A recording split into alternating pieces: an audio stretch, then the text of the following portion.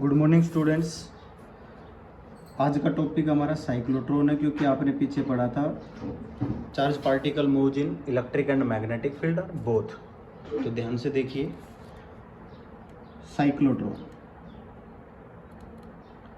यहाँ पर हम इलेक्ट्रिक फील्ड और मैग्नेटिक फील्ड दोनों का यूज करेंगे। सबसे पहले तो आपको ये मालूम होना चाहिए कि साइक्लोट्रॉन क्या होता है। Then cyclotron it is a device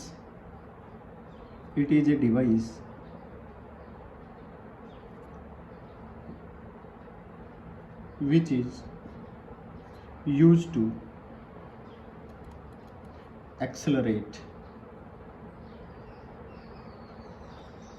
the positive charge particles।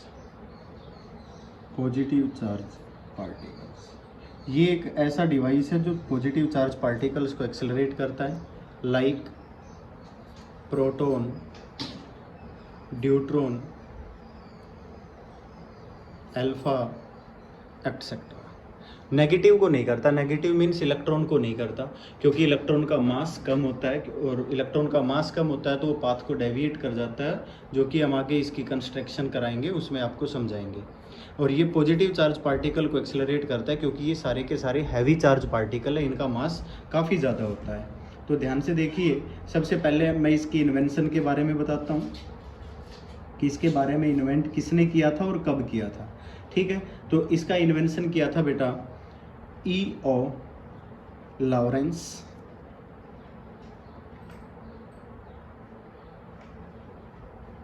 And M.S. लेविंगेशन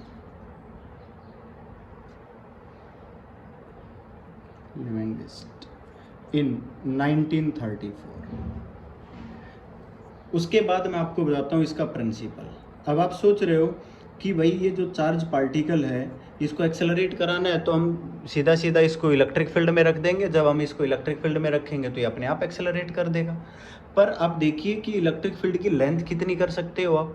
तो हम क्या करते हैं, हमने एक इसका प्रोसेस बताया। अगर हम एक चार्ज पार्टिकल को perpendicular to electric and magnetic field रख दे, both electric and magnetic field, then charge particle accelerate with high energy. That is means, मैं आपको बताता हूं, when a positive charge particle या व्हेन ए चार्ज पार्टिकल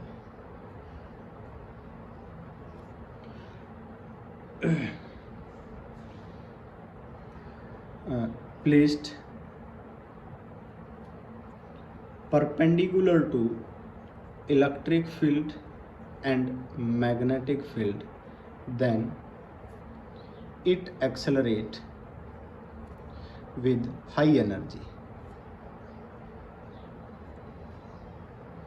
बहुत ज़्यादा एनर्जी से एक्सेलरेट करता है। Here electric field accelerate the charge particle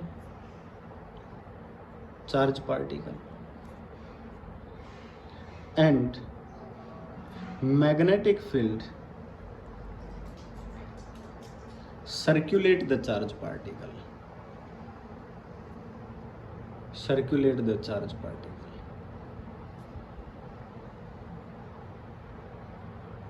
समझ आ गया होगा भाई।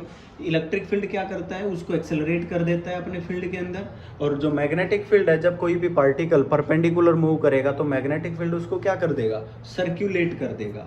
समझ आ गया होगा। और इसमें एक अच्छी बात ये भी है कि इसकी जो फ्रीक्वेंसी है वो that does not depends on the speed of the charge particle. ये भी मैं आपको बता देता हूँ, पर जब ये इसका फॉर्मूला आएगा तो मैं उसके अंदर एक इम्पोर्टेंट पॉइंट में आपको लिख दूंगा। सबसे इम्पोर्टेंट बात है कि इसकी कंस्ट्रक्शन क्या होती है। तो देखिए, मैं कंस्ट्रक्शन नहीं लिखूंगा, बट इसका डायग्राम बनाऊंगा।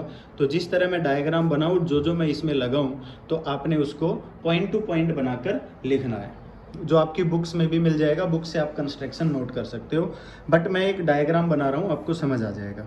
क्या होता है कि इसके अंदर डीज होती हैं। डीज मीन्स डी शेप। मैं आपको बता रहा हूं कि ये क्या होती है भाई, डी शेप डीज होती है।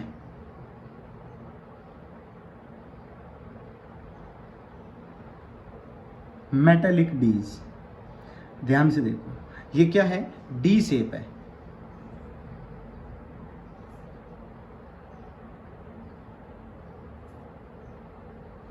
इस तरह की, ये डी है, ये होलो डिस्क है, मैं लिख देता हूँ, और ये दोनों एक दूसरे के पैरेलल होती है। मैं एक और डीज बना देता हूँ। ये जो डीज हैं ये एक दूसरे के पैरेलल रखी हुई है, यूं।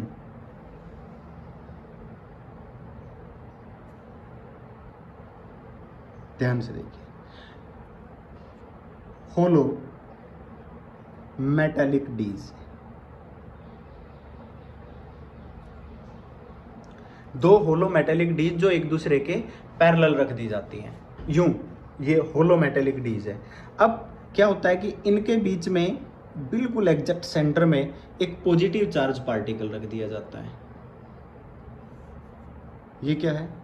Positive charge particle. अब इन दोनों डीज को हाई फ्रीक्वेंसी ऑसिलेटर के साथ अटैच कर दिया जाता है। दोनों डीज को किसके साथ अटैच कर दिया?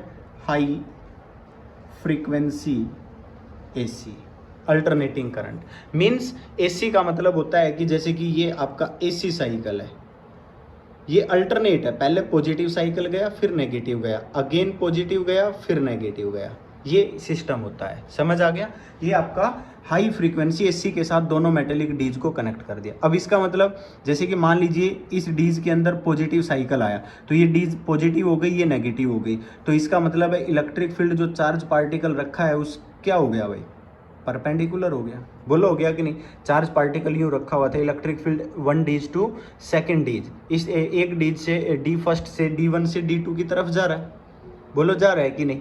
इन दोनों डीज के बीच में इलेक्ट्रिक फील्ड है और चार्ज पार्टिकल यहाँ रखा हुआ है, तो ये इलेक्ट्रिक फील्ड क्या कर देगा? इसको एक्सेलरेट कर देगा।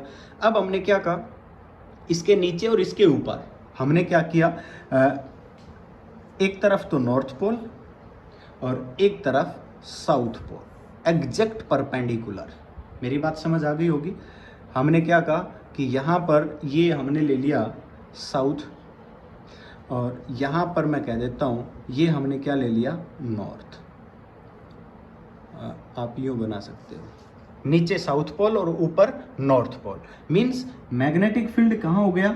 मैग्नेटिक फील्ड परपेंडिकुलर इनवर्ड हो गया ना, तो ये भी इसके क्या है? इलेक्ट्रिक फील्ड ऐसे है, मैग्नेटिक फील्ड नीचे और चार्ज पार्टिकल बीच में रखा हुआ है। ठीक है, तो अगर हम मैग्नेटिक फील्ड की डायरेक्शन दिखाएं तो क्या हो गई? नीचे हो गई। ये किसकी डायरेक्शन आ गई? मैग्नेटिक फील्ड की डायरेक्शन आ गई। समझ आ गया होगा। अब क्या होगा, ये इसकी कंस्ट्रक्शन है। आपने हाई फ्रीक्वेंसी एसी के साथ डीज को कनेक्ट किया, उसके नीचे एक साउथ पोल और ऊपर नॉर्थ पोल, परमानेंट मैग्नेट रख दिए गए। मेरी बात समझ गए? ये क्या है हमारे पास? Permanent magnet. यहां तक समझ आ गया भाई? अब देखिए, परमानेंट मैग्नेट रख दिए। अब यहाँ जो हमारी कंस्ट्रक्शन है इसके अंदर आपने जो भी ये पॉइंट्स हैं वो सारे के सारे हमने रखने हैं। अब यहाँ पर मैं आपको बता देता हूँ कि इस कंप्लीट डिवाइस को एक वैक्यूम चैम्बर के अंदर रखा जाता है। किसके अंदर रखा जाता है? वैक्यूम चैम्बर के अंदर, कि इसके अंदर जो एयर मॉलिक्यूल्स हैं उनके साथ कोई कोलिजन ना हो। दिस सिस्टम इज प्लेस्ड, ये मैं लिख देता हूँ, this system is placed in vacuum chamber. क्योंकि मैं आपको बताना चाहता हूं कि यहां पर एयर पार्टिकल्स होंगे मान लीजिए, तो ये जो चार्ज पार्टिकल है ये आगे एक्सेलरेट करेगा तो किसी पार्टिकल दूसरे पार्टिकल के साथ टकरा जाएगा।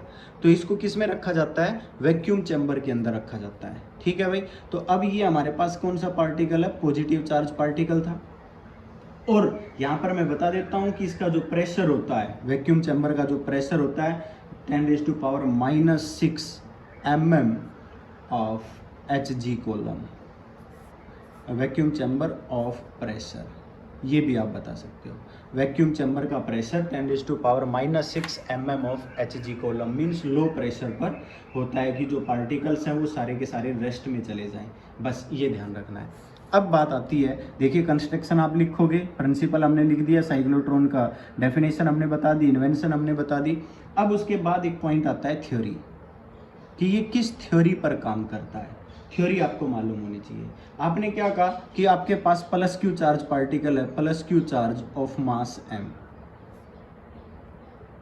Plus Q charge of mass m put at centre of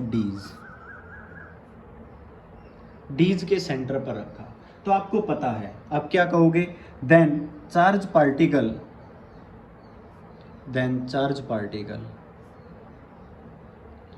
accelerate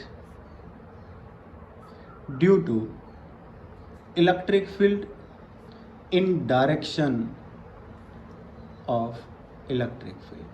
आपको पता है पॉजिटिव चार्ज पार्टिकल है तो एक्सेलरेट करेगा, और अगर ये चार्ज पार्टिकल एक्सेलरेट करेगा तो कहाँ एक्सेलरेट करेगा, in the direction of electric field. क्यों? क्योंकि चार्ज पार्टिकल कैसा है, पॉजिटिव, और पॉजिटिव चार्ज पार्टिकल कहाँ एक्सेलरेट करता है भैया, पॉजिटिव चार्ज पार्टिकल उस डायरेक्शन में एक्सेलरेट करता है जिस डायरेक्शन में इलेक्ट्रिक फील्ड हो। अब ये एक्सेलरेट करेगा तो हम क्या कहेंगे भाई, देन इलेक्ट्रिक फोर्स भी लगा हुआ है। भाई क्या लगा हुआ है यहाँ पर, इलेक्ट्रिक फोर्स लगा हुआ है। और इलेक्ट्रिक फोर्स कितना लगा हुआ है आप सभी को पता है, क्या बताओगे, Q into E is equal to क्या कह सकते हैं हम, ma। बोलो करेगा कि नहीं। अब चार्ज पार्टिकल ने चलना शुरू कर दिया, एक्सेलरेट करना शुरू कर दिया। अब चार्ज पार्टिकल मूव करना शुरू कर रहा है, और हम क्या कह रहे हैं, मैग्नेटिक फील्ड तो डाउनवर्ड लगा हुआ है, चार्ज पार्टिकल यूं हॉरिजॉन्टल इधर जा रहा है, D1 D से D2 की तरफ, फ्रॉम D1 टू D2 भी कह सकते हो, डायरेक्शन भी हमने बता दी। जब ये D1 से D2 की तरफ जा रहा है और मैग्नेटिक फील्ड नीचे है, तो बेटा वेलोसिटी मैग्नेटिक फील्ड के परपेंडिकुलर है या नहीं है, क्योंकि चार्ज पार्टिकल की velocity D1 D to D2 है, हॉरिजॉन्टल इधर है, और मैग्नेटिक फील्ड कहाँ है, परपेंडिकुलर डाउनवर्ड। अब वेलोसिटी और मैग्नेटिक फील्ड इधर है तो फोर्स लगेगा, देन मैग्नेटिक फोर्स क्या करेगा, सर्कुलेट करेगा। अब ये तो पहला पॉइंट था। अब सेकंड पॉइंट में क्या कहेंगे, when particle moves from D1 to D2 perpendicular to magnetic field, then magnetic force,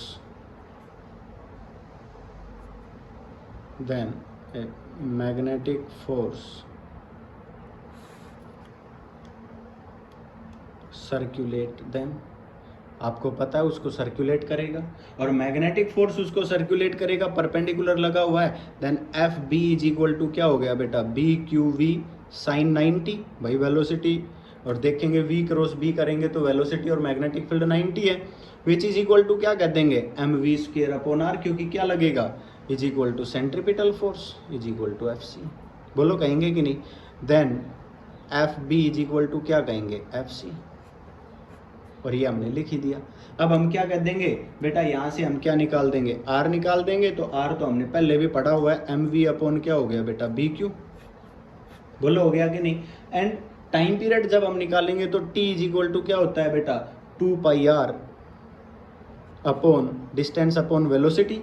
बोलो होगी कि नहीं। और वेलोसिटी यहाँ से निकालेंगे तो B cube R by M करेंगे, तो ये तो टाइम पीरियड का फॉर्मूला हमने पहले भी पढ़ा हुआ था। देन 2 पाई एम अपॉन क्या हो गया बेटा, बी क्यू। वी की वैल्यू यहाँ से निकालिए तो वी इज इक्वल टू क्या हो जाएगा, यहाँ से V is equal to B Q R by M. बोलो हो गया कि नहीं। B Q R by M यहाँ रखेंगे, आर से आर कट गया, ऊपर एम चला गया, then 2 pi M upon B Q. और यहीं से हम क्या करेंगे, फ्रीक्वेंसी भी निकाल देंगे। क्या निकाल लेंगे भाई, फ्रीक्वेंसी। पर मैं आपको बताना चाहता हूँ, देखिए चार्ज पार्टिकल यहाँ से चला D1 से D2 की तरफ। अब ये चार्ज पार्टिकल जैसे ही इधर चला तो मैग्नेटिक फोर्स ने क्या किया, इसको घुमा दिया। मैग्नेटिक फोर्स ने घुमा दिया और ये यूं आधा सर्कल कवर करके यहाँ आ गया। अब हमने क्या कहा कि भाई इलेक्ट्रिक फील्ड जो लगा हुआ है वो क्या लगा हुआ है, एसी की वजह से। एसी ने क्या कहा था कि भाई सबसे पहले ये डीज पॉजिटिव हो गई, ये नेगेटिव, क्योंकि इस डीज में पॉजिटिव साइकिल गया, इसमें नेगेटिव गया। अब क्या हुआ कि ये पॉजिटिव साइकिल जाने के बाद अब बारी किसकी आ गई, नेगेटिव साइकिल की। हमने क्या कहा कि ये डीज नेगेटिव हो गई और ये पॉजिटिव, मीन्स इलेक्ट्रिक फील्ड क्या हो गया, रिवर्स हो गया।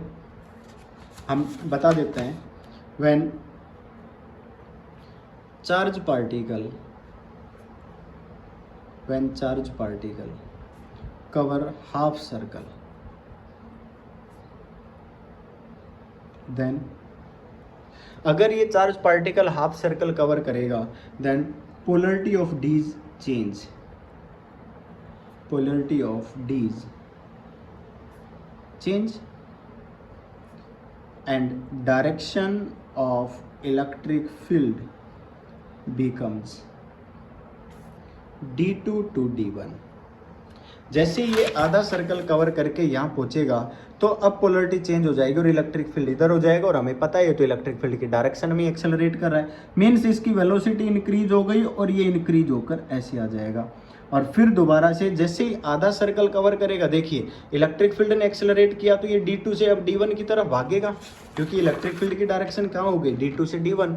Then particle accelerate from D2 to D1, मतलब ये तो कंटिन्यू एक्सेलरेट कर रहा है। Then particle accelerate from D2 to D1। समझ आ गया, D2 से D1 की तरफ एक्सेलरेट करेगा। देखो यहाँ से यहाँ एक्सेलरेट करके पहुंचा, फिर यहाँ से यहाँ एक्सेलरेट करके पहुंच रहा है। अब ध्यान से देखोगे मैंने सर्कल को बढ़ा दिया और ये इस तरह से यूँ एक्सेलरेट करता करता और इस तरह से यूँ एक्सेलरेट करता रहेगा। और फिर हम देखेंगे कि ये एक विंडो होती है डीज के अंदर, यहाँ पर हम बता देंगे ये विंडो है, इस विंडो से ये एग्जैक्ट एकदम सीधा बाहर निकल जाएगा। यूँ सर्कल नहीं बनाना है, एकदम सीधा इसको बाहर निकालना है, ये इस डीज से बाहर निकल जाएगा। मतलब मैं आपको ये बताना चाहता हूँ कि ये यहाँ से यूँ क्यों बढ़ा। अब ध्यान से देखिए, हम क्या कह रहे हैं बेटा, ये एक्सेलरेट कर रहा है। बार बार मैं एक पॉइंट बोल रहा हूँ कि इलेक्ट्रिक फील्ड की वजह से क्या कर रहा है, एक्सेलरेट कर रहा है। चार्ज पार्टिकल अगर इलेक्ट्रिक फील्ड की वजह से एक्सेलरेट कर रहा है, अगर charge particle due to electric field it accelerate, अगर ये इलेक्ट्रिक फील्ड की वजह से क्या कर रहा है, एक्सेलरेट कर रहा है, तो क्या होना चाहिए, हम क्या कहेंगे, वेलोसिटी इंक्रीज। वेलोसिटी इंक्रीज हो रही है तो हम क्या कहेंगे, भाई मैग्नेटिक फील्ड आप चेंज कर सकते हो, नहीं। चार्ज चेंज कर सकते हो, नहीं। मास चेंज कर सकते हो, नहीं। तो क्या चेंज होगा, radius. Means when velocity increase then radius of the circular path increase. हम क्या कहेंगे here, V is equal to BQR by M। when V increase then R is also increase।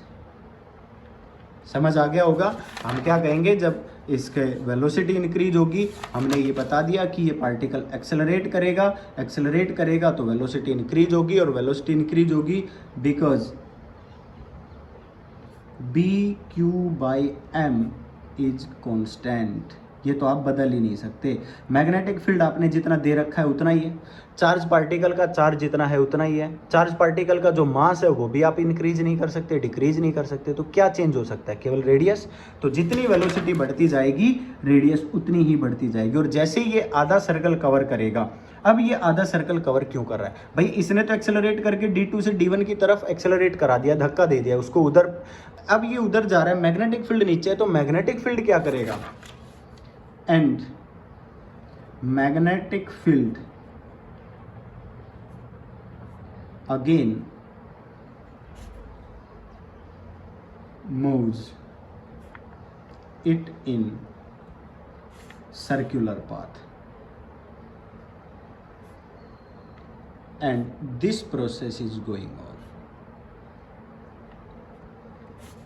ये बात याद रखनी, और यही प्रोसेस चलता रहेगा। अब जैसे ही आधा सर्कल कवर होगा, फिर आगे इस डीज की पोलरिटी दोबारा चेंज होगी, और दोबारा चेंज होती इलेक्ट्रिक फील्ड की डायरेक्शन बदल जाएगी, और फिर दोबारा से ही उसको घुमाएगा। हमें पता है अब वो इलेक्ट्रिक फील्ड तो कंटिन्यूअस एक्सेलरेट कर रहा है, मतलब हमने एक छोटी सी जगह में चार्ज पार्टिकल को कंटिन्यू यूँ घुमा घुमा कर एक्सेलरेट कराते गए, और उसकी स्पीड को बहुत ज़्यादा बढ़ा दिया और उसको हाई एनर्जी दे दी। मीन्स यहाँ पर अगर हम फ्रीक्वेंसी की बात करें, देन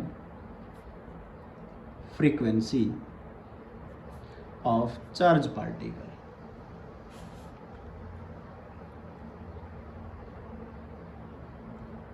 जो रिवोल्यूशन है of revolution of charge particle, यहां पर मैं लिख देता हूं frequency of revolution of charge particle. बेटा फ्रीक्वेंसी को एफ से लिख सकते हो, न्यू से लिख सकते हो, और क्या होता है 1/टाइम पीरियड। और बेटा टाइम पीरियड क्या पढ़ा था, 2πm/dq। तो क्या लिख सकते हो आप इसको, dq/2πm। समझ आ गया होगा। ये हमारे पास क्या आ गई भाई, फ्रीक्वेंसी आ गई। ये पॉइंट आप पहले भी पढ़ चुके हो, frequency is equal to BQ/2πm। आप ध्यान से देखिए, B magnetic field, Q charge, 2 pi constant, M mass, all are constant, all are constant. Means मैं आप क्वेश्चन क्या पूछा जाएगा, frequency does not depends on electric and electric field of charge particle. ये electric field given to the dees, electric field given to the dees. जो frequency है cyclotron की वो इंडिपेंडेंट होती है। दूसरी बात, it is independent on velocity, it is independent on radius. देखियो देखना भाई किस किस पॉइंट पर डिपेंड कर रही है, ना तो डीज की रेडियस पर डिपेंड कर रही है, ना उसको कितनी वेलोसिटी मिली, उसकी कितनी वेलोसिटी बढ़ी उस पॉइंट पर डिपेंड कर रही है। तो ये सबसे इंपॉर्टेंट पॉइंट है, मैं आपको बता देता हूँ या लिख देता हूँ इंपॉर्टेंट पॉइंट है ये। Frequency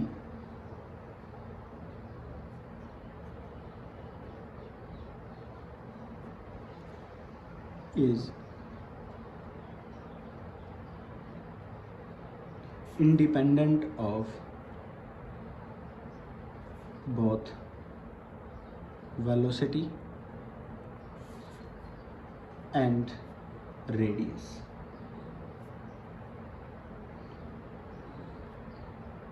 of orbit of charge particle।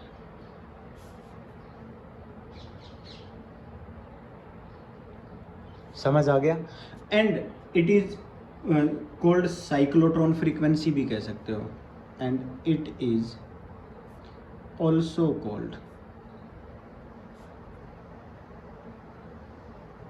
Cyclotron frequency.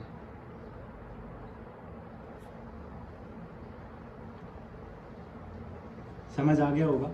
अब ध्यान से देखिए, अब मैं आपको एक बात और बता देता हूं, इसको हम मैग्नेटिक रेजोनेंस फ्रीक्वेंसी भी बोलते हैं, मैग्नेटिक रेजोनेंस फ्रीक्वेंसी। अब रेजोनेंस वर्ड का क्या मतलब है ये समझना है। रेजोनेंस वर्ड का मतलब होता है that is the combination between electric and magnetic field, that is the perfect combination between any two quantities। कोई भी दो अलग अलग क्वांटिटीज है उनका परफेक्ट जो कॉम्बिनेशन है वो हमारे पास रेजोनेंस फ्रीक्वेंसी कहलाता है। समझ आ गया, क्या कहलाता है भाई, रेजोनेंस कंडीशन कहलाता है। एक बात ध्यान से समझिए, आपसे ये कहा जाता है बार बार कि चार्ज पार्टिकल यहाँ से घूमा और यहाँ पर पहुँचा सेंटर पर, तो क्या चेंज हुआ, तो क्या चेंज हुआ, पोलरिटी चेंज हो गई। क्या जरूरी था कि यहाँ पर पहुँचे तो ही चेंज हो? अगर मान लीजिए ये यहाँ पहुँचता और पोलरिटी बदल जाती तो ये वापस डी टू डीज में घुस जाता। मेरी बात समझ रहे हो? तो जब ये हाफ सर्कल कवर कर रहा था और उस पॉइंट पर पहुँचने की जो कंडीशन थी उस कंडीशन को हम क्या कह रहे हैं, रेजोनेंस कंडीशन। समझ आ गया होगा। मैं आपको बता देता हूँ, that is the perfect combination of, that is perfect combination between electric field and magnetic field on a charge particle। when particle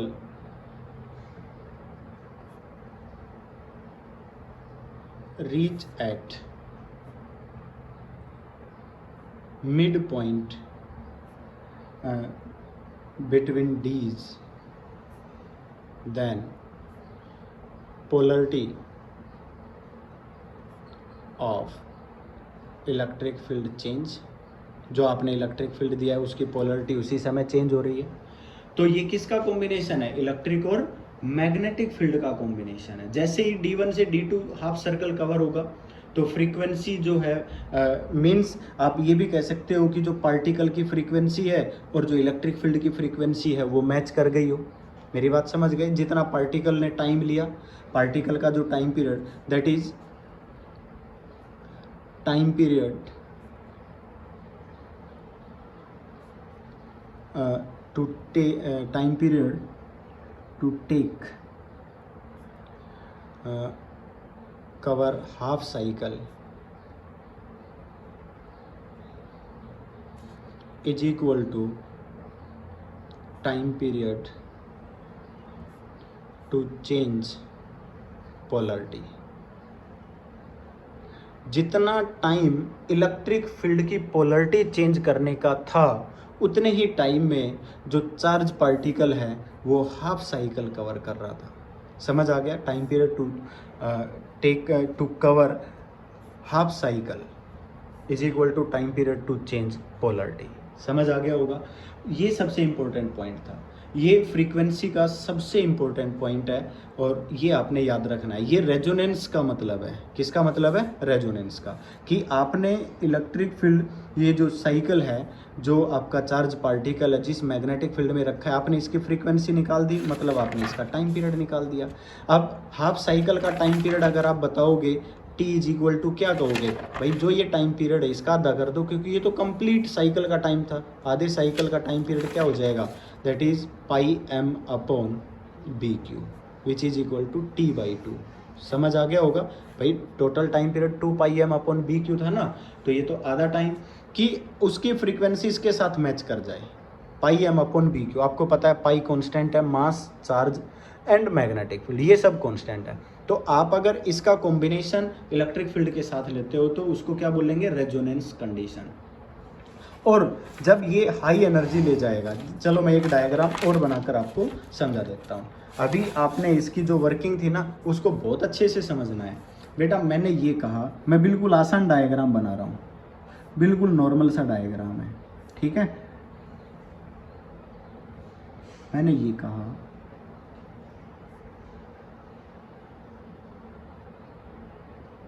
ध्यान से देखो, मैंने कहा ये d1 डीज है, ये d2 डीज है, ये चार्ज पार्टिकल है, ठीक है। चार्ज पार्टिकल हमने यहाँ रख दिया। जस्ट लाइक मैं बता देता हूँ, ये प्रोटॉन है, ठीक है। मैंने क्या कहा, इसको मैंने हाई फ्रीक्वेंसी ऑसिलेटर के साथ अटैच कर दिया, हो गया। अब देखिए ये हॉरिजॉन्टल रखी हुई है। अब मैं यहाँ पर मैग्नेटिक फील्ड शो करके दिखा दूँ। मैंने कहा ये मैग्नेटिक फील्ड है। अब मेरे हिसाब से मैंने इस तरह का जो डायग्राम बनाया, तो इससे आप एक बार में ही समझ जाओगे कि magnetic field perpendicular inward paper है। मतलब ये परपेंडिकुलर डायग्राम समझ गए होंगे, 3D डायग्राम हो गया होगा। अब तो ये मैग्नेटिक फील्ड पेपर के अंदर जा रहा है। अब देखिए जैसे क्या कहा आपने, ये पोलरिटी, ये डीज पॉजिटिव हो गई, ये नेगेटिव। इलेक्ट्रिक फील्ड इधर भाग रहा है। जब ये इलेक्ट्रिक फील्ड इधर भाग रहा है तो इसकी वेलोसिटी आ गई। जब चार्ज पार्टिकल की वेलोसिटी आ गई, मैग्नेटिक फील्ड डाउनवर्ड है, वेलोसिटी इधर है, मैग्नेटिक फील्ड इधर है, तो पार्टिकल कहाँ जाएगा? अपवर्ड, इधर जाएगा। तो मतलब यहाँ फोर्स लगा। अब मैंने क्या कहा, जैसे ये हाफ साइकिल कवर करेगा, इसका हाफ साइकिल कवर करने का टाइम पीरियड कितना बताया? पाई एम अपॉन बी क्यू, जो अभी अभी हमने बताया था। इतने ही टाइम में सेम फ्रीक्वेंसी इसी की है। जो इलेक्ट्रिक फील्ड है ये ऑसिलेटर है, इसको क्या बोलते हैं हम? ऑसिलेटर, इलेक्ट्रिक फील्ड ऑसिलेटर है। अब इसकी फ्रीक्वेंसी को हम इसके साथ सेट कर देते हैं, क्योंकि इसकी जो फ्रीक्वेंसी होगी, frequency of oscillator is equal to B Q upon 2 pi M. समझ आ गया? ये फ्रीक्वेंसी ऑफ ऑसिलेटर है, इसके साथ हम मैच करा देते हैं। तो ये जैसे ही हाफ साइकिल पर पहुंचेगा, ये पोलरिटी बदल जाएगी, ये डीज नेगेटिव हो जाएगी, ये पॉजिटिव हो जाएगी। क्योंकि इसमें क्या होते हैं? साइकिल होते हैं, एसी साइकिल। पहले पॉजिटिव साइकिल गया, फिर नेगेटिव। मान लीजिए पहले इसमें पॉजिटिव आया तो इसको पॉजिटिव बोला। अब बारी किसकी है? नेगेटिव आने की, तो ये डीज नेगेटिव होगी, मेटेलिक डीज है। अब जैसे ये आधे साइकिल पर पहुंचाई, पोलरिटी बदली, इलेक्ट्रिक फील्ड अब इसको इधर एक्सेलरेट करेगा, तो ये इधर भागना चाहिए भाई। जब ये इधर भागेगा, पर मैग्नेटिक फील्ड तो कंटिन्यू लगा हुआ है नीचे की तरफ। अब वेलोसिटी इधर है, मैग्नेटिक फील्ड इधर है, तो ये इसको इधर घुमा देगा। अब ये क्या करेगा भाई, इसकी वेलोसिटी बढ़ी तो रेडियस बढ़ गई, और ये कंटिन्यूअस यूँ घूमता घूमता और ये ऐसे बाहर निकल जाएगा एकदम सीधा। मेरी बात समझ गए? और ये क्या होगा? High energy. यहाँ पर हम बता देंगे ये हमारे पास टारगेट है, और हम इसको कह देंगे high energy particle.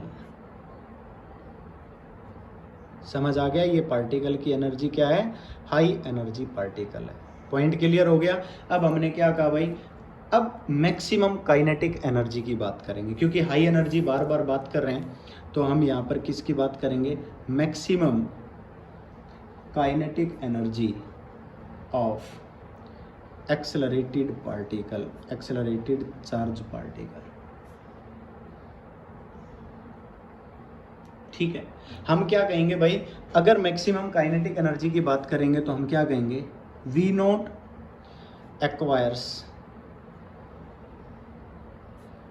Maximum velocity and R not acquires maximum radius. समझ आ गया होगा, रेडियस ऑफ पार्टिकल। इस पार्टिकल ने मैक्सिमम वेलोसिटी v नॉट ली है और इसकी जो मैक्सिमम रेडियस एक्वायर की है वो क्या है, r नॉट है। दैट इज रेडियस ऑफ डीज।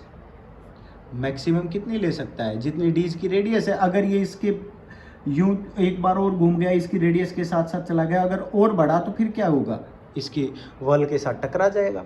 जैसे ही वो इसकी वॉल के साथ टकराएगा तो वो तो नुकसान कर देगा, वो उसको तोड़ देगा, क्योंकि उसके पास तो हाई एनर्जी है। अगर वो डीज की वॉल को ब्रेक कर देगा तो वो तो हम एब्जॉर्ब ही नहीं कर पा रहे, हम उसकी एनर्जी एक्सेलरेट ही नहीं करवा पा रहे हैं, वो तो कहीं और टकरा रहा है। समझ आ गया कि नहीं। तो हमने क्या कहा कि वो उसकी मैक्सिमम रेडियस की इक्वल हो सकती है। तो हम क्या कहेंगे, अब भाई v नॉट वेलोसिटी से वो घूम रहा है, m v not square upon r centrifugal force, b q maximum velocity v not, क्योंकि हम क्या कहेंगे भाई F B is equal to F C, क्योंकि वो तो घूम रहा है ना, ये तो हम बताएंगे। तो क्या होगा बेटा, हमारे पास एक v नॉट कैंसिल हो गया, वही फॉर्मूले same, v not is equal to क्या हो जाएगा बेटा, B Q R not by M. बोलो हो गया कि नहीं। अब हमने यहाँ पर v नॉट निकाल दिया तो मैक्सिमम काइनेटिक एनर्जी मैक्सिमम के लिए फॉर्मूला क्या होगा, half m v not square. बोलो होगा कि नहीं।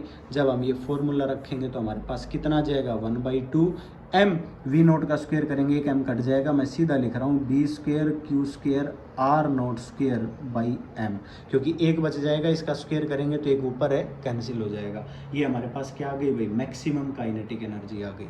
पॉइंट क्लियर हो गया। अब maximum kinetic energy, velocity, radius, frequency, time period, ये सब फॉर्मूले आपसे पूछे जाएंगे। दूसरा मैं आपको एक बात और बता देता हूँ, यहाँ पर सबसे इम्पोर्टेंट जो हमेशा पूछा जाने वाला क्वेश्चन है वो लिमिटेशन ऑफ साइक्लोट्रॉन है। ये समझ लो बोर्ड के पर्पज से सबसे इम्पोर्टेंट क्वेश्चन है ये, इस यूनिट का मोस्ट इम्पोर्टेंट क्वेश्चन है ये बोर्ड पर्पज से। सीबीएसई बोर्ड में सबसे ज़्यादा पूछा जाने वाला क्वेश्चन है, मैं आपको ये बता रहा हूँ। ठीक है, तो ध्यान से देखिए, यहाँ पर ये कहता है कि लिमिटेशन क्या क्या है। मैंने बार बार एक ही पॉइंट लिखा कि ये जो चार्ज पार्टिकल है ये पॉजिटिव चार्ज पार्टिकल को एक्सेलरेट करता है, नेगेटिव को नहीं करता, न्यूट्रल को नहीं करता। तो ये तो दोनों ही लिमिटेशन हो गई। क्यों न्यूट्रल को क्यों नहीं करता, क्योंकि इलेक्ट्रिक जब कोई चार्ज पार्टिकल मूव ही नहीं करेगा तो उसको एक्सेलरेट कैसे कराया जाएगा। अब न्यूट्रल है तो न्यूट्रल इलेक्ट्रिक फील्ड फोर्स नहीं लगाएगा न्यूट्रल पर। तो समझ आ गया होगा, मतलब neutral particle do not accelerated by cyclotron. पहला पॉइंट तो हम यही कह सकते हैं, neutral particle do not accelerate by electric field और साइक्लोट्रॉन। समझ आ गया। अब सेकंड में भाई इलेक्ट्रॉन की बात करें तो electron can not be accelerated in A cyclotron. क्यों भाई, इलेक्ट्रॉन तो चार्ज पार्टिकल भी। अब आप ये सोच रहे हो कि सर ने ये कहा कि भाई ये तो न्यूट्रल था तो कोई फोर्स नहीं लगा, पर इलेक्ट्रॉन पर तो इलेक्ट्रिक फोर्स लगेगा और वो तो एक्सेलरेट भी करना चाहिए। बिल्कुल सही बात है, पर वो क्यों नहीं करेगा, क्योंकि उसके पास एनर्जी इतनी ज़्यादा इंक्रीज हो जाएगी कि हम उसको एक स्पेसिफिक डायरेक्शन में नहीं ला सकते। जैसे कि हमने यहाँ पर बताया कि ये यूँ घूमता रहेगा, एक सर्कुलर पाथ में ऐसे घूमता रहेगा और घूमते घूमते यहाँ से बाहर निकल जाएगा। और इलेक्ट्रॉन इतना, उसका मास इतना कम होता है कि उसके पास बहुत ज़्यादा एनर्जी आ जाएगी और वो इसकी जो वॉल है उनके साथ ही टकरा जाएगा और वो क्या कर देगा, वॉल को ब्रेक कर देगा। इसलिए हम इलेक्ट्रॉन को एक्सेलरेट नहीं करा सकते। तो हम क्या लिखेंगे, electron can not be accelerate और नेगेटिव चार्ज पार्टिकल भी आप एक्सेलरेट बाय साइक्लोट्रॉन। समझ आ गया होगा। हम क्या कहेंगे, a large energy, large increase in energy,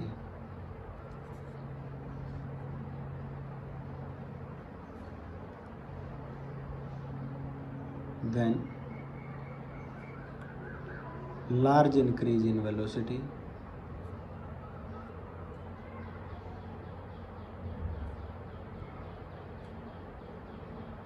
to a very large extent,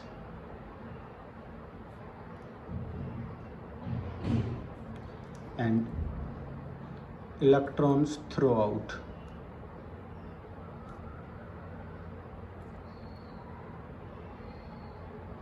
with oscillating field।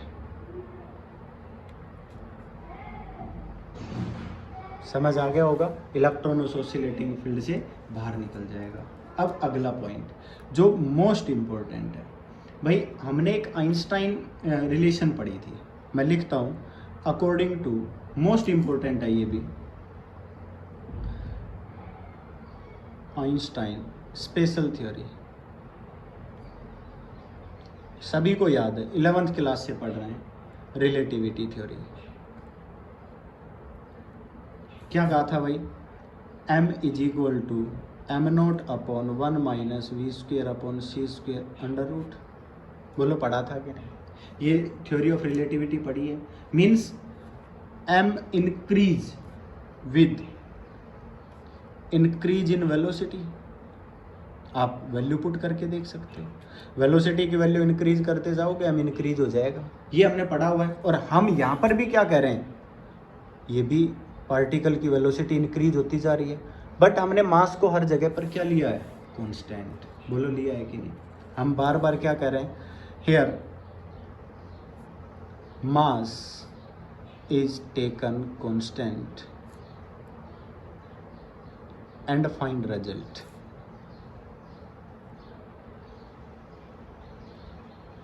हमने मास को कांस्टेंट लिया और इस रिजल्ट को फाइंड आउट किया।